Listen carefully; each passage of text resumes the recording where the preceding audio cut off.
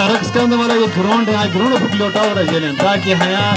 मेडियो देने के हम मेडियो जोना पे जगह दे और वीडियो सब देने